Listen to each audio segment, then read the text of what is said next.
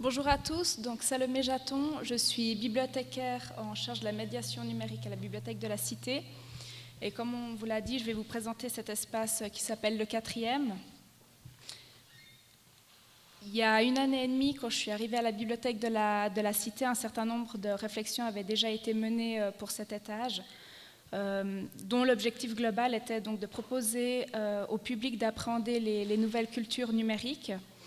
Et puis on a réfléchi pour spécifier ces objectifs. On en a trouvé 3. Offrir un pôle documentaire surtout axé au niveau des périodiques pour une simple raison, c'est-à-dire qu'on ne voulait pas déménager les ouvrages au 4e étage pour éviter d'éclater la collection dans la bibliothèque. Proposer des actions de médiation pour pouvoir développer l'autonomie du public avec toutes ces nouvelles formes de création, cette nouvelle culture numérique qui nous entoure. Et enfin, mettre en pratique des actions issues de la stratégie de jeux vidéo qui a été menée par mon collègue Jérémy Théodolo et puis tout un groupe de bibliothécaires qui ont émis un certain nombre de recommandations par rapport à ce média à la Bibliothèque de la Cité. Le projet a été découpé en plusieurs étapes. Tout d'abord, on a défini un cadre stratégique sur lequel je vais revenir un peu plus tard.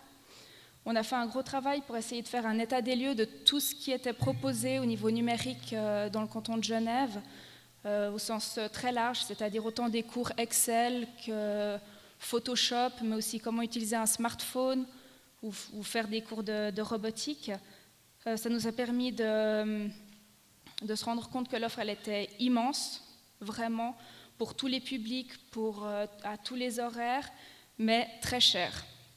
Donc ce n'est pas accessible non plus à toute la population. On a défini ensuite un certain nombre de thématiques et d'activités qu'on avait envie de proposer au 4e étage. Puis on a mis en place un menu idéal de la semaine avec l'idée de créer des rendez-vous, c'est-à-dire que tous les mercredis après-midi, en début d'après-midi, vous avez une activité pour les enfants, un jeudi par mois, une activité à destination plutôt des seniors, le samedi matin, quelque chose pour les familles, et puis de se dire qu'on ne sait peut-être pas ce qu'on vient faire à la Bibliothèque de la Cité, mais on sait qu'il y a une activité pour son enfant le mercredi en début d'après-midi. Ça, c'était l'idée de base. Ensuite, elle a évolué au fur et à mesure, parce qu'on a la chance d'être dans un espace où on teste encore, et on fait évoluer finalement le projet au fur et à mesure des retours des usagers.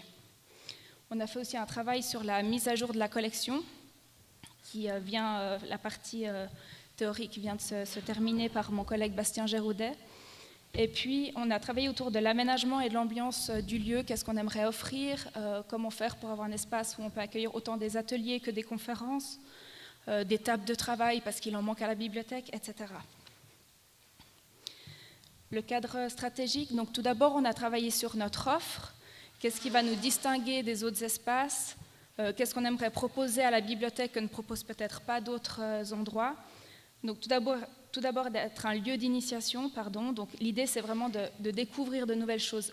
On n'en fait pas des professionnels, c'est venir pendant un certain temps, on bidouille, on teste et puis on repart avec quelque chose de plus. Et puis si on veut aller plus loin, alors là il faudra prendre des cours en dehors de la bibliothèque.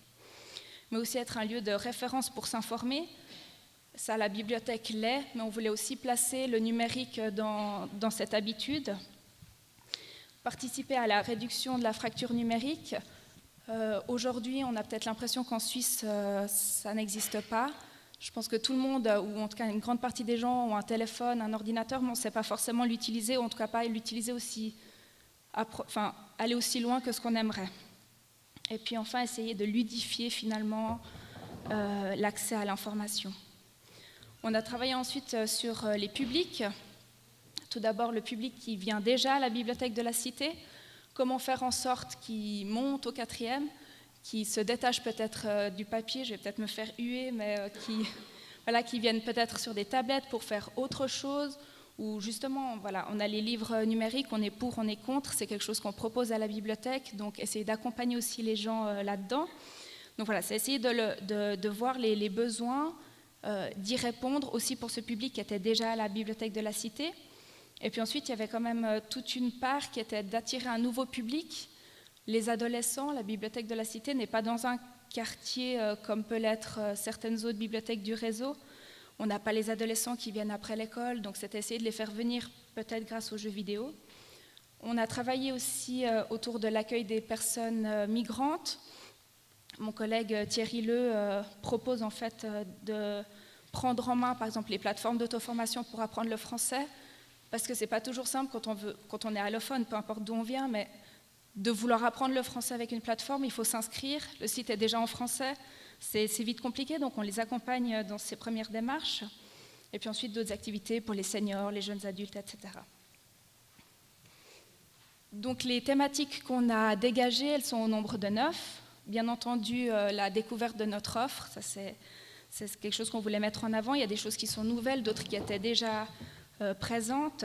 Par exemple, Interroge, les livres numériques, la presse en ligne, donc essayer de faire découvrir ça, ou en tout cas d'accompagner les gens. Le jeu vidéo, que ce soit sous forme de médiation ou de prêt de jeux vidéo. Et puis ensuite, plein d'autres activités, la sécurité sur Internet, est-ce qu'il faut avoir peur d'Internet, comment on fait un bon mot de passe, comment venir construire un robot. On a abordé pas mal de sujets différents. Et puis donc après, je prends toutes ces thématiques et ces activités, et puis on choisit quand on fait quoi. Est-ce qu'on fait peut-être une semaine thématique? Est-ce qu'on mélange? À quel moment on propose quel événement? Le travail au niveau de la collection, donc d'abord désherbage, acquisition et bien sûr unification des cotes. On s'est rendu compte que certaines choses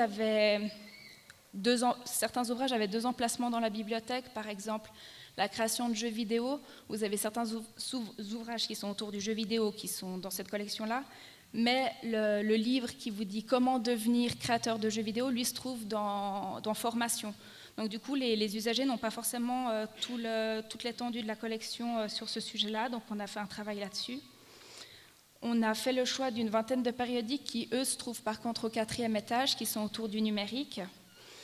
On a acheté 360 jeux vidéo qui sont prêts. C'était un peu une collection test. Depuis le mois de mars, elle est là, ça fonctionne très bien. Les usagers peuvent emprunter un jeu pour 1 mois, c'est non renouvelable. Et l'avantage de notre système, c'est que si un enfant de 12 ans veut venir emprunter un jeu qui est accessible que dès 16 ans, le système va bloquer, donc il y a un peu une sécurité là autour. Alors bien sûr, il y a tous les jeux FIFA, enfin tous les grands jeux du moment, mais il y a aussi des jeux qu'on essaye de faire découvrir qui sont peut-être moins connus. Le groupe de jeux vidéo a travaillé aussi sur une sélection de jeux vidéo qui est proposée via une thématique. Pendant 2 mois, vous avez du jeu vidéo en libre accès sur une thématique. On a eu le monde en construction, le foot. En ce moment, c'est Contes et légendes. Et l'idée, c'est d'avoir sur 3 consoles, 3 jeux. Les usagers viennent, ils jouent. Vous êtes inscrit, pas inscrit. Vous avez 12 ans, vous avez 30 ans. Vous jouez ensemble ou tout seul, peu importe. Vous venez, vous pouvez venir découvrir quelque chose d'autre. Il n'y a pas que FIFA, il n'y a pas que Fortnite, il n'y a pas que Minecraft, il y a plein d'autres choses. Et donc ça, c'est les bibliothécaires qui font la sélection de ces jeux. On a également 2 tablettes, une avec des applications jeunesse, donc c'est pour les plus petits, et puis une qu'on appelle Vie pratique, ça peut être les TPG, les HUG, la Rega, parce qu'on s'est rendu compte que certaines personnes n'osaient pas télécharger des applications sur leur smartphone, ils voulaient d'abord voir un peu à quoi ça ressemblait, donc là, ils ont l'occasion de découvrir ça.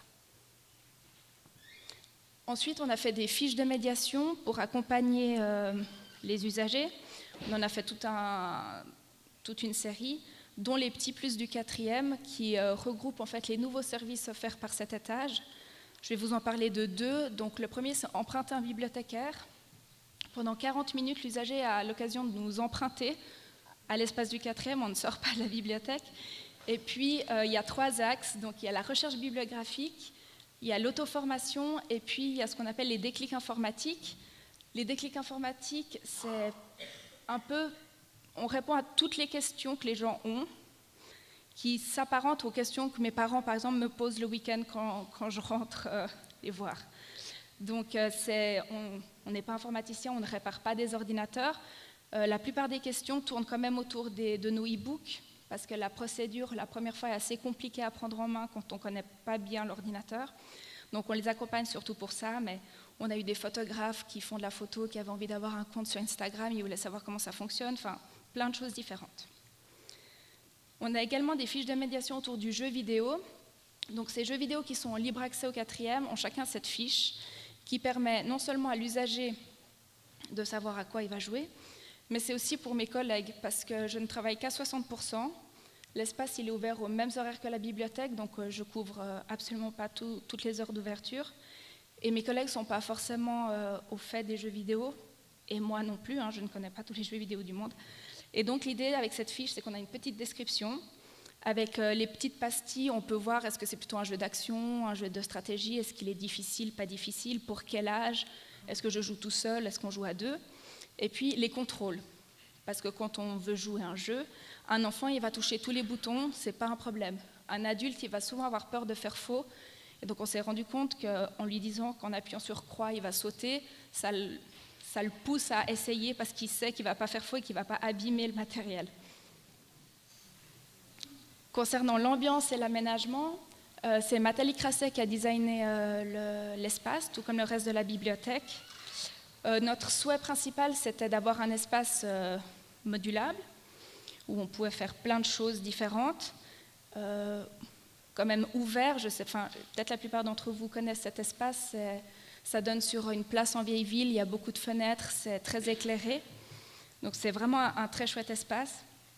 Donc là, vous pouvez voir sur les photos, c'est notre espace en mode atelier. Donc on a deux espèces de corolles nénuphars qui ont des pétales que vous pouvez ouvrir et fermer, ça fait des tables.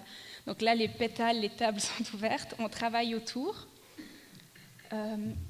Ici, vous voyez à gauche, donc c'est un atelier aussi, mais là, on a besoin d'être face à l'écran. Donc on peut prendre aussi des plateaux pour en faire des tables, pour faire des rangées, en fait, comme à l'école, face à l'écran. Donc c'est vraiment très modulable. Et puis à droite, c'est plutôt en version conférence, donc on ferme les tables. Là, on a mis des bancs parce que c'est des petits, mais on a aussi des chaises pour être plus confortable quand ce sont des adultes qui font des conférences. Donc on peut vraiment, les corolles, elles sont aussi sur roulettes, donc on peut les bouger. Elles sont lourdes, donc on essaye d'éviter de trop les bouger, mais disons que voilà, on peut vraiment moduler. Est-ce qu'on veut des tables hautes, est-ce qu'on veut des tables basses? Ça, c'est vraiment super, super chouette. Ça, c'est l'intérieur d'une corolle, donc le jeu vidéo. Peut-être certains se reconnaissent, je ne sais pas s'ils étaient là. Donc il y a bien de l'espace, on peut se mettre à 2, voire à 3, si on est des enfants, en général ça passe, pour jouer ensemble.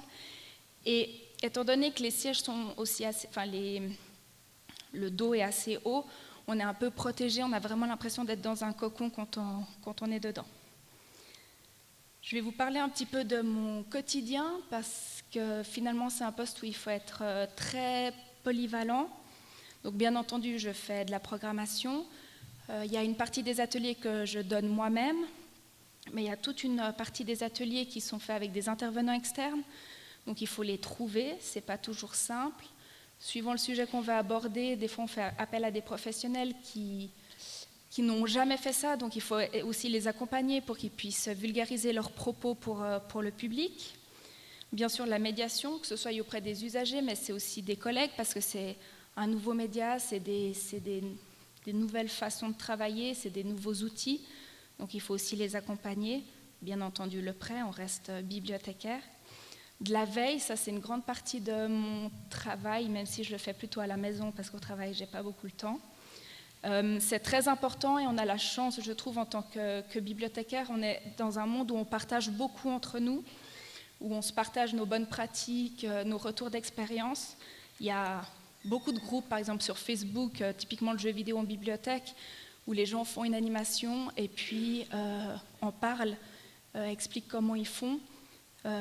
Moi qui viens de terminer la HEG, j'ai aucune autre formation complémentaire dans le monde du numérique, donc du coup ça m'aide beaucoup, parce que quand je suis coincée, je suis très contente de pouvoir demander à des collègues en France qui ont fait cette animation-là quelque temps avant comment il faut faire pour se décoincer.